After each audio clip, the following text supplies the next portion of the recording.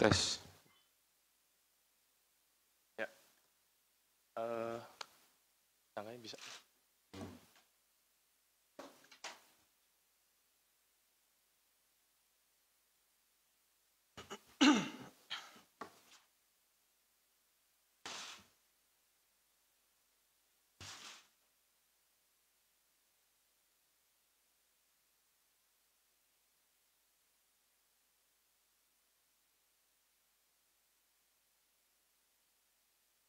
Sudah?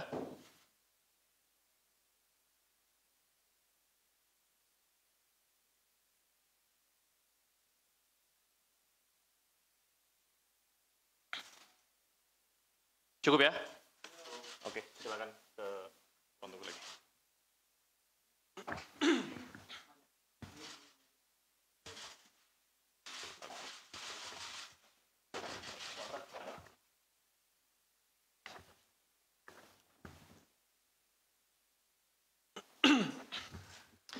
Baik, Bismillahirrahmanirrahim. Assalamualaikum warahmatullahi wabarakatuh. Waalaikumsalam warahmatullahi wabarakatuh.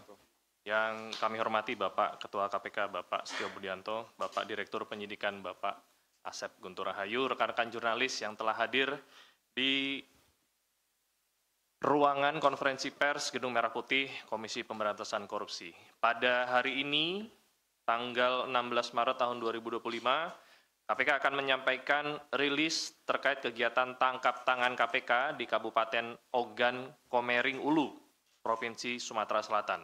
Untuk lengkapnya akan disampaikan oleh Bapak Ketua, waktu dan tempat kami persilakan. Baik, terima kasih Pak Tesa, yang saya hormati juga Direktur Penyidikan Pak Asep Guntur. Yang saya hormati seluruh wartawan, rekan-rekan jurnalis dan reporter media yang hari ini hadir di Komisi Pemberantasan Korupsi. Sore ini saya akan menyampaikan rilis kegiatan penyelidikan tertutup atau yang lazim disebut dengan tangkap tangan di Kabupaten Ogan Komering Ulu, Provinsi Sumatera Selatan. Detailnya adalah sebagai berikut, bahwa sejak beberapa waktu yang lalu, bahwa KPK khususnya di Kedeputian Penindakan dan di backup dengan kedeputian lainnya, telah melakukan kegiatan penyelidikan tertutup, atau sekali lagi lazim disebut dengan tertangkap tangan. Adapun konstruksi perkara dan kronologi kegiatan penyelidikan tertutup yang membuahkan hasil kepada penangkapan terhadap beberapa orang adalah sebagai berikut. Pada bulan Januari 2025, dilakukan pembahasan RAPBD OKU tahun anggaran 2025, agar RAPBD tahun anggaran 2025 dapat disahkan, beberapa perwakilan DPRD menemui pihak pemerintah daerah. Kemudian pada pembahasan tersebut, perwakilan dari DPRD meminta jatah pokir seperti yang diduga sudah dilakukan, kemudian disepakati bahwa jatah pokir tersebut diubah menjadi proyek fisik di Dinas Pekerjaan Umum dan Perumahan sebesar 40 miliar rupiah dengan pembagian nilai proyek sebagai berikut. Jadi ini adalah perubahan untuk bisa merubah RAPBD yang ada di Kabupaten Oku. Untuk ketua dan wakil ketua, nilai proyeknya disepakati adalah 5 miliar, sedangkan untuk anggota itu adalah 1 miliar. Nilai ini kemudian turun menjadi 35 miliar. Hal ini disebabkan karena keterbatasan anggaran, tapi untuk fee-nya tetap disepakati sebesar 20% jatah bagi anggota DPRD, sehingga total fee-nya adalah sebesar 7 miliar rupiah. Nah, saat APBD tahun anggaran 2025 disetujui, anggaran Dinas PUPR naik dari pembahasan awal 48 miliar rupiah menjadi 96 miliar rupiah. Jadi signifikan karena ada kesepakatan, ya, maka yang awalnya 48 bisa berubah menjadi 2 kali lipat. Kemudian saya lanjutkan lagi. Saat itu Saudara Nop yang merupakan pejabat Kepala Dinas PUPR menawarkan 9 proyek tersebut kepada Saudara MFZ dan Saudara ASS dengan komitmen fee sebesar 22%, yaitu 2% untuk Dinas PUPR dan 20% untuk DPRD. NOP kemudian mengkondisikan pihak swasta yang mengerjakan dan PPK untuk menggunakan beberapa perusahaan atau CV yang ada di Lampung Tengah. Kemudian penyedia dan PPK melakukan penandatanganan kontrak di Lampung Tengah. Ada beberapa nama perusahaan, ya, antara lain termasuk juga kegiatannya. Yang pertama untuk rehabilitasi rumah dinas Bupati, lebih kurang sekitar 8,3 M dengan penyedia CVRF. Kemudian yang kedua, rehabilitasi rumah dinas Wakil Bupati, lebih kurang biayanya adalah 2,4 dengan penyedia CVRE. Kemudian yang ketiga, pembangunan kantor dinas PUPR Kabupaten Oku senilai 9,8 miliar dengan penyedia CVDSA. Kemudian yang keempat, pembangunan jembatan di Desa Guna Makmur senilai 983 juta rupiah dengan penyedia CVGR. Yang kelima, peningkatan jalan poros Desa Tanjung Manggus, Desa Bandar Agung senilai 4,9 dengan penyedia CVDSA. Yang keenam, peningkatan jalan Desa Panai Makmur, Guna Makmur senilai 4,9 dengan penyedia CVACN. Kemudian yang ketujuh, peningkatan jalan unit 16 Kedaton Timur senilai 4,9 miliar dengan penyedia CVMDR Corporation. 8, peningkatan jalan Letnan Muda MCD Junet sebesar 4,8 miliar dengan penyedia CVBH. Dan yang ke-9, peningkatan jalan Desa Makartitama sebesar 3,9 dengan penyedia CVMDR. Ini semua dilakukan oleh NOP dengan PPK, mereka langsung berangkat ke wilayah Lampung, Provinsi Lampung, Kabupaten Lampung Tengah, dan berkoordinasi dengan para pihak. Jadi pinjam nama, pinjam bendera. Tetapi yang mengerjakan adalah Saudara MFZ dengan ASS. Kemudian menjelang Hari Raya Idul Fitri, pihak DPRD yang diwakili oleh Saudara FJ yang merupakan anggota dari Komisi 3, kemudian Saudara MFR, kemudian Saudari UH, menagih jatah fee proyek kepada Saudara NOP sesuai dengan komitmen yang kemudian dijanjikan oleh Saudara NOP akan diberikan sebelum Hari Raya Idul Fitri melalui pencairan uang muka 9 proyek yang sudah direncanakan sebelumnya. Pada kegiatan ini, patut diduga bahwa berdasarkan informasi yang diperoleh, pertemuan dilakukan antara anggota Dewan, kemudian Kepala Dinas PUPR, juga dihadiri oleh pejabat Bupati, dan Kepala BPKAD. Kemudian pada tanggal 11 sampai dengan 12 Maret, MFZ mengurus pencairan uang muka atas beberapa proyek. Kemudian pada tanggal 13, sekitar pukul 14, MFZ mencairkan uang muka di bank daerah. Kemudian karena ada permasalahan terkait cash flow-nya, uang yang ada diprioritaskan untuk membayar THR, TPP, dan penghasilan perangkat daerah. Keterbatasan uang tersebut, namun tetap akhirnya uang muka bisa dicairkan. Pada tanggal 13 Maret, Saudara MFZ menyerahkan uang sebesar 2,2 miliar kepada NOP yang merupakan bagian komitmen fee proyek yang kemudian diminta oleh saudara NOP dititipkan di saudara A yang merupakan PNS pada Dinas Perkim Kabupaten Oku.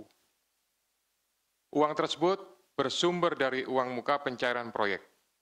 Selain itu, pada awal Maret 2025, saudara ASS sudah menyerahkan uang sebesar 1,5 miliar kepada saudara NOP di rumah saudara NOP. Pada tanggal 15 Maret pukul 6.30, tim dari Komisi Pemberantasan Korupsi mendatangi rumah saudara NOP dan saudara A dan menemukan serta melakukan penyitaan uang sebesar 2,6 miliar yang merupakan uang komitmen yang diberikan oleh MFZ dan ASS. Kemudian tim secara simultan juga mengamankan MFZ, ASS, dan FJ, MFR, dan UH di rumahnya masing-masing. Selain itu, tim juga mengamankan pihak lainnya yaitu saudara A dan saudara S. Dalam kegiatan tersebut, tim juga mengamankan barang bukti berupa 1 unit kendaraan roda 4 merek Toyota Fortuner BG 1851 ID, kemudian dokumen, beberapa alat komunikasi, serta barang bukti elektronik lainnya. Jadi untuk uang yang 1,5 yang sudah diserahkan di awal, itu sebagian digunakan untuk kepentingan NOP, sebagian masih ada, dan sebagian sudah digunakan untuk pembelian 1 unit mobil merek Toyota Fortuner. Kemudian para pihak dimintai keterangan di Polres Batu Raja Oku dan Polda Sumatera Selatan. Kemudian tadi pagi sudah berangkat dan sudah tiba di Gedung Merah Putih KPK. Tadi malam atau tadi pagi sudah dilakukan proses ekspos perkara yang dihadiri oleh pimpinan, kemudian Kedeputian Penindakan. Berdasarkan hasil ekspos tersebut, telah ditemukan bukti permulaan yang cukup terkait dugaan tindak pidana korupsi berupa penerimaan hadiah atau janji dengan pengadaan barang dan jasa di lingkungan Dinas PUPR Kabupaten Oku sampai dengan dari tahun 2024 sampai dengan tahun 2025. Selanjutnya, semua sepakat untuk dinaikkan ke tahap penyidikan dan menetapkan status tersangka terhadap FJ, anggota DPRD Kabupaten Oku, bersama-sama dengan MFR, kemudian UM, dan NOP selaku Kepala Dinas PUPR Kabupaten Oku yang diduga melanggar pasal 12 huruf A atau pasal 12 huruf B, dan pasal 12 huruf F, dan pasal 12 huruf B besar Undang-Undang Nomor 31 Tahun 1999 tentang pemberantasan tindak pidana korupsi, sebagaimana telah diubah dengan Undang-Undang Nomor 20 Tahun 2001 tentang perubahan atas Undang-Undang Nomor 31 Tahun 1999 tentang pemberantasan tindak pidana korupsi Yunto Pasal 55 Ayat 1 ke 1 KUHP. Kemudian untuk MFZ dan ASS selaku pihak swasta diduga melanggar pasal 5 ayat 1 huruf A atau pasal 5 ayat 1 huruf B Undang-Undang Nomor 31 Tahun 1999 tentang pemberantasan tindak pidana korupsi sebagaimana telah diubah dengan Undang-Undang Nomor 20 Tahun 2001 tentang perubahan atas Undang-Undang Nomor 31 Tahun 1999 tentang pemberantasan tindak pidana korupsi. Jadi ada 2 klaster, ada pihak penerima dan ada pihak pemberi. Penyidik selanjutnya melakukan penahanan terhadap 6 tersangka tersebut selama 20 hari terhitung mulai tanggal 16 Maret sampai dengan 4 April 2025 terhadap 3 tersangka yaitu FJ, MFR, dan UM ditempatkan di Rumah Tahanan Negara Cabang Rutan dari Rutan Kelas 1 Jakarta Timur di Gedung KPK C1. Sedangkan tersangka NOP, MFZ, dan ASS ditempatkan di Rumah Tahanan Negara Cabang Rutan dari Rutan Kelas 1 Jakarta Timur, Cabang Rumah Tahanan Komisi Pemberantasan Korupsi Jalan Kuningan Persada, Kafling 4, Jakarta Selatan. Selanjutnya, dalam kesempatan ini, Komisi Pemberantasan Korupsi ingin menyampaikan ucapan terima kasih atas seluruh dukungan dari masyarakat yang ada di Kabupaten Oku, termasuk juga yang ada di Provinsi Sumatera Selatan, termasuk juga dukungan dan bantuan dari Polda Sumatera Selatan dan Polres Batu Raja, Oku. Kemudian saya juga ingin mengingatkan kepada seluruh kepala daerah, kepada seluruh anggota legislatif yang masa jabatannya masih baru, yang baru dilantik juga beberapa waktu yang lalu. Ini merupakan, menurut saya adalah hal yang harusnya menjadi perhatian bagi para pejabat eksekutif dan legislatif semuanya untuk tidak melakukan praktek-praktek penyalahgunaan kekuasaan dan kewenangan ya untuk kepentingan pribadi yang tentunya berdampak kepada aspek penegakan hukum ya seperti yang dialami oleh NOP dan kawan-kawan ini.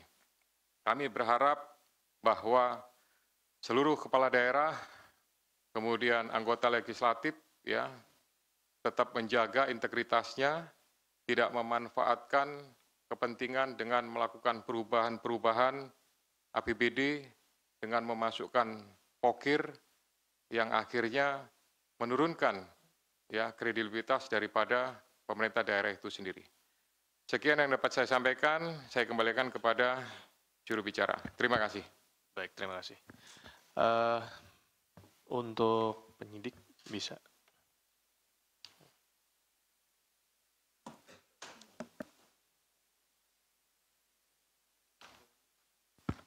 Akan ditunjukkan ya barang bukti oleh penyidik.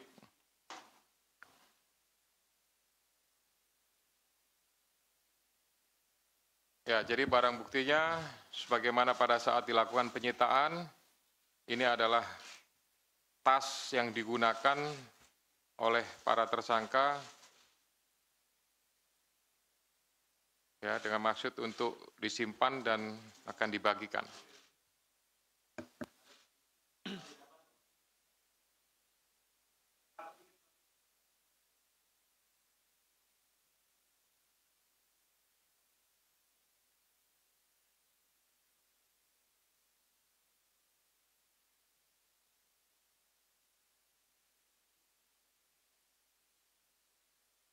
Dikeluarin aja. Disusun aja.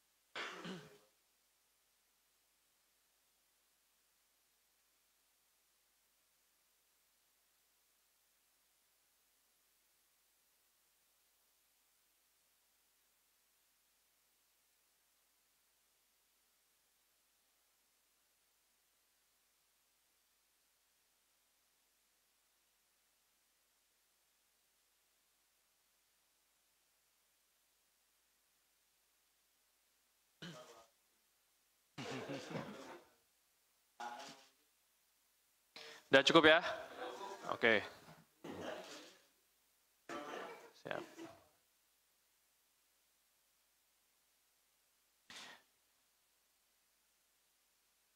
Untuk BB-nya bisa langsung dimasukin ke tas dan dibawa keluar ya. Biar aja, Pak. Oke. Tinggal aja Mas Vicky sama ini. Nggak usah ditutup, biarin aja. Oke.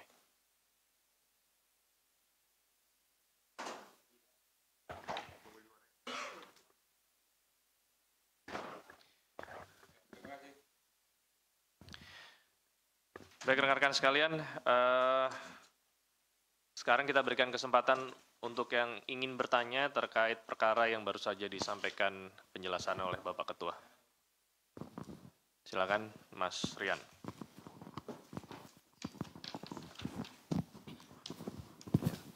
Ya, selamat sore Pak Ketua, Pak Dirdik dan Mas Jubir. Saya Rian dari CNN, Pak.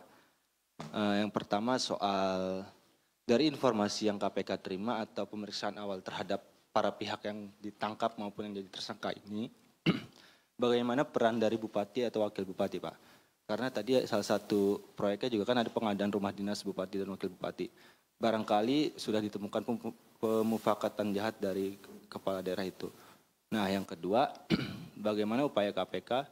Ini kan proyek yang belum dilaksanakan ya, karena proyek yang belum dilaksanakan dan otomatis dengan kasus ini terganggu lah ya. Bagaimana intervensi KPK dalam membentuk pencegahan atau karena anggaran Pemda itu kan goncang juga lah dengan ada efisiensi ini. Itu aja. Terima kasih. Lanjut. Saya Mas.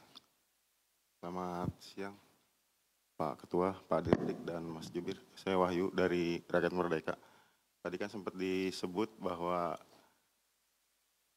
NOV ini sudah diduga terbiasa melakukan hal demikian nih terkait pengkondisian proyek-proyek di PUPR. Dan beberapa perusahaan yang dijadikan nomine juga kan dari Lampung Utara kalau nggak salah tadi. Itu apakah terkait dengan proyek-proyek sebelumnya juga terlibat atau ada suap-suap sebelumnya di bupati-bupati yang sebelumnya? Dan kedua, soal sleeping fee ini dapat berapa persen pihak-pihak yang menerima nomine itu? Terima kasih.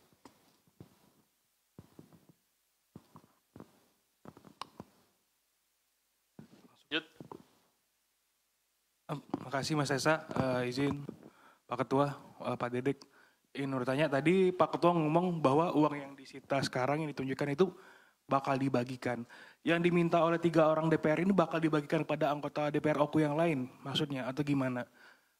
Apakah bakal ada pemeriksaan lebih lanjut buat anggota DPR yang lain? Itu yang pertama.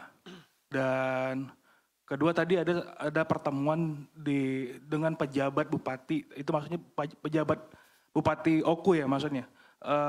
Dan itu tuh bakal diperiksa lagi nggak dia? Dan juga tadi ada proyek untuk rumah ketua dan wakil ketua Bupati Oku.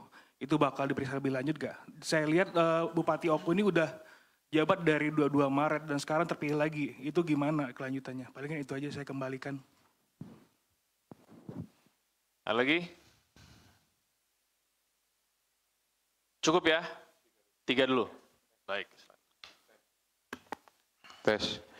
Baik, terima kasih pertanyaan yang sudah disampaikan ke kami. Ya, jadi yang pertama memang kami sedang melakukan investigasi lebih mendalam lagi dari penanganan perkara yang saat ini terhadap 6 tersangka itu nanti akan kami lakukan investigasi lebih dalam terhadap pihak-pihak yang terindikasi ya terlibat gitu. Sebagaimana tadi saya sebutkan bahwa pencairan uang muka itu ada keterlibatan ya dari beberapa pihak untuk bisa terjadinya proses pencairan. Nah, ini nanti akan didalami oleh penyidik ya. Termasuk juga kemungkinan adalah pejabat yang sebelumnya akan kami dalami. Kemudian terhadap beberapa perusahaan yang berasal dari Lampung Tengah ya, ini nanti juga akan ditelusuri karena akan dilakukan pemanggilan ya dan pemeriksaan ya secepatnya untuk bisa mengungkap yaitu berapa yang mereka dapatkan ya dengan pinjam nama atau pinjam bendera. Ya, jadi para pihak ini berdasarkan kesepakatan hasil ekspos yang sudah dilakukan akan segera dilakukan pemanggilan dalam waktu dekat. Gitu. Kemudian terkait proyek yang 9 tadi, kelanjutannya akan seperti apa? Ya, pastinya nanti akan ditindaklanjuti ya dengan pemerintah daerah ya. Kalau memang sekiranya harus status quo ya nanti kita status quo kan. Tapi kalau memang harus dilanjutkan karena untuk kepentingan orang banyak pemanfaatnya dari 9 ini kan ada yang untuk jalan, ada untuk jembatan. Nah itu saya yakin kepentingannya sudah dipikirkan untuk kepentingan masyarakat banyak. Ya, tapi yang mungkin hanya untuk renovasi rumah pejabat, nah itu bisa dikesampingkan sambil menunggu proses penanganan perkaranya selesai. Baik, tambahan Pak Direktur Penyidikan, silakan untuk melengkapi apa yang sudah saya sampaikan.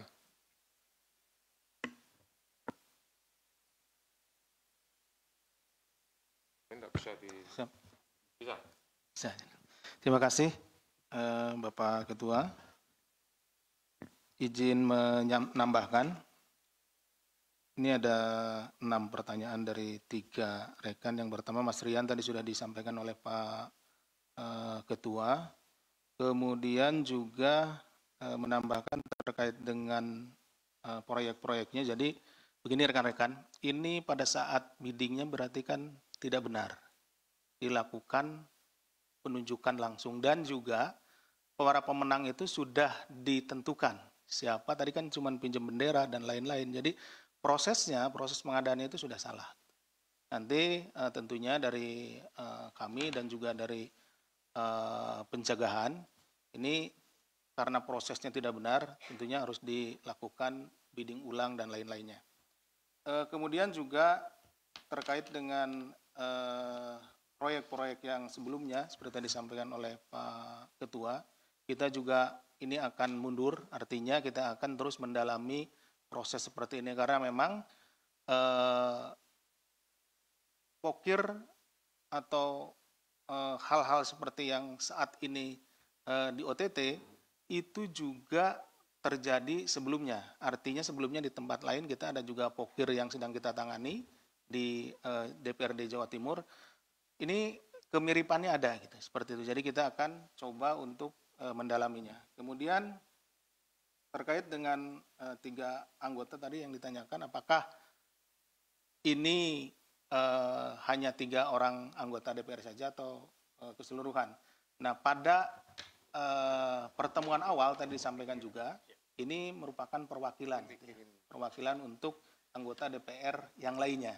Kami akan terus mendalami dari anggota DPR yang saat ini ditetapkan sebagai tersangka, seperti apa sebetulnya dari pertemuan tersebut, berapa pembagiannya dan lain-lainnya. Walaupun tadi secara sekilas ini karena kan 1 kali 24 jam kita belum full, ya artinya belum mendapatkan informasi yang lebih banyak.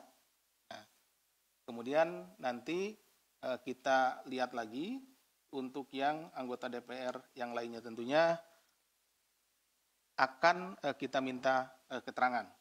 Termasuk juga pertemuan dengan pejabat bupati. Ini ada 2 ya. Ada pejabat bupati karena pada saat sebelum dilantik 2024 itu dijabat, masih pejabat. Nah kemudian 2025 setelah pelantikan, nah ada bupati definitif. Nah ini dua-duanya juga tentunya akan kita dalami perannya sehingga terlihat karena dalam penentuan besaran pokir dan lain-lainnya itu tentunya harus ada keputusan seperti tadi juga disampaikan Bapak Ketua dari pejabat tertinggi di kabupaten tersebut.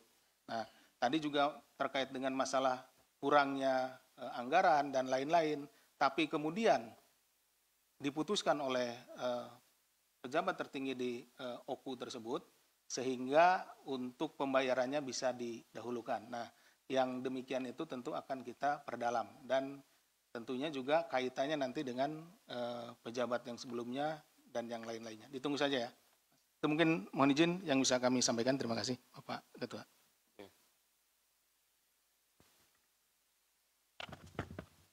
Cukup. Sudah cukup ya? Baik, kalau sudah cukup saya tambahkan, ya tentu dengan melihat pada permasalahan yang terjadi di Kabupaten Oku ini, ya sungguh ironis. Artinya bahwa di saat pemerintah sedang melakukan efisiensi di berbagai bidang, berbagai sektor, tapi ada konspirasi yang dilakukan antara eksekutif dan legislatif ya dengan memasukkan pokir yaitu, tapi pokir ini hanya untuk kepentingan individu saja, untuk kepentingan perorangan dan kelompoknya, ya mengesampingkan kebutuhan dan kepentingan dari masyarakat secara luas. Ya oleh karena itu sekali lagi saya ingin mengingatkan ya karena pokir ini ya diduga ini jamak terjadi dilakukan praktek-praktek seperti ini di pemerintah daerah dan legislatif. Mudah-mudahan setelah adanya pengungkapan di Oku ini tidak ada lagi permasalahan dan kasus yang sama terjadi di tempat lain. Ini bisa menjadi sebuah pembelajaran ya dan bisa menimbulkan efek jera bagi seluruh pihak. Terima kasih. Ya, silakan.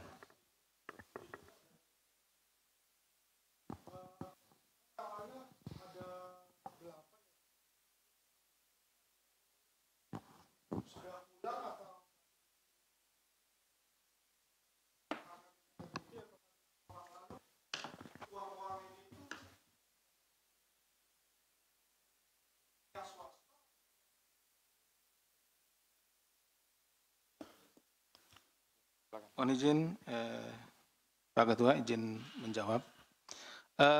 Jadi begini Mas, yang kita amankan awalnya ada 8 orang benar. Kemudian kita dalami keterangannya dan kita tadi malam seperti disampaikan juga oleh Bapak Ketua bahwa kami dari Kedeputian Penindakan secara berjenjang kemudian melakukan ekspos dihadiri oleh seluruh pimpinan, kemudian juga seluruh Kedeputian Penindakan, di mana tentunya di dalam ekspos tersebut kita masing-masing mengurai dari setiap orang ini. Setiap orang ini fakta perbuatannya seperti apa, dari setiap orang ini. Nah, yang masuk tadi di unsur pasal kan ini suap, ada pemberi, ada penerima. Jadi ada pemberinya 2 orang, kemudian penerimanya ada 4 orang, yaitu NOV ya, Kadis PUPR, kemudian dengan 3 anggota DPRD dan pemberinya adalah swasta. Nah, yang 2 lagi itu karena hasil dari kita melihat fakta-fakta perbuatannya masih belum cukup bukti, sudah kita kembalikan karena 1 kali 24 jam sudah harus dikembalikan, ditentukan apakah dia sebagai tersangka atau bukan. Jadi sebelum 1 kali 24 jam tadi malam ya kita tentukan. Sekarang yang bersangkutan sudah kita kembalikan. Itu yang pertama. Kemudian yang kedua, uang ini kan awalnya 35 miliar. Nah, dibagi menjadi beberapa pekerjaan, ada 9 pekerjaan. Nah, 9 pekerjaan tersebut yang pokir ini ya, itu lalu dimintakan uang mukanya. Uang mukanya. Ini kan uang muka itu masuklah dari uang yang dianggarkan tersebut, yang masing-masing tadi ada 9 pekerjaan, nanti bisa dilihat. Nah, masing-masing uang muka itu diberikanlah kepada pihak swasta. Keuangan ya tentu dari APBD ya, APBD. Karena ini akan membiayai 9 proyek tadi. Tapi kenapa ini larinya jadi ke swasta? Karena yang pelaksana pekerjaan nanti adalah pihak swasta, walaupun tadi dipinjam bendera. Yang mengerjakan tadi sampaikan Pak Ketua hanya 2 orang ini.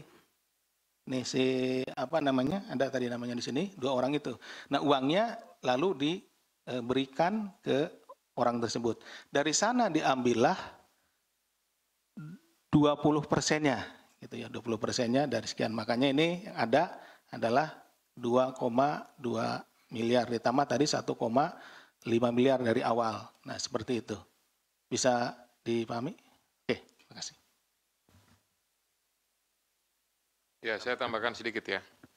Jadi sebenarnya sistem pengadaannya itu sudah menggunakan e-katalog. Gitu. Nah, tapi karena memang sudah dikondisikan sejak awal, Kepala Dinas PUPR ini bersama PPK-nya sudah mengkondisikan, ya, berangkat ke Lampung Tengah untuk mencari CV atau perusahaan yang mau digunakan namanya, gitu.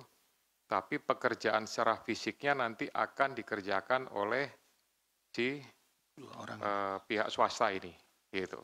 Nah, dengan kondisi di awal saja uang mukanya sudah diambil, kemudian diserahkan dan digunakan oleh pihak lain, tentu ini juga akan berpengaruh terhadap kualitas daripada proyek itu sendiri. Gitu. Jadi proyek yang misalkan saya sebutkan ya, contoh pembangunan jembatan nilainya cuma 983 juta sekian. Nah, kemudian dipotong lagi 22%, gitu. Belum lagi nanti mereka harus mengambil keuntungan dan lain-lain. Berapa nilai dari 983 itu turun lagi. Itulah yang mereka lakukan. Ya, jadi ada konspirasi, ada pemufakatan jahat ya untuk merencanakan semua ini agar uangnya itu kemudian diberikan kepada para pihak, baik itu di legislatif maupun dimanfaatkan sendiri oleh Kepala Dinas PUPR. Dan mungkin juga masih ada pihak-pihak lain yang mendapatkan keuntungan ya secara tidak wajar, secara tidak resmi dari praktek yang dilakukan mereka dengan cara-cara tadi yang saya sebut pokir ya dan perubahan RAPBD. Itu tambahannya. Terima kasih. Saya kira cukup.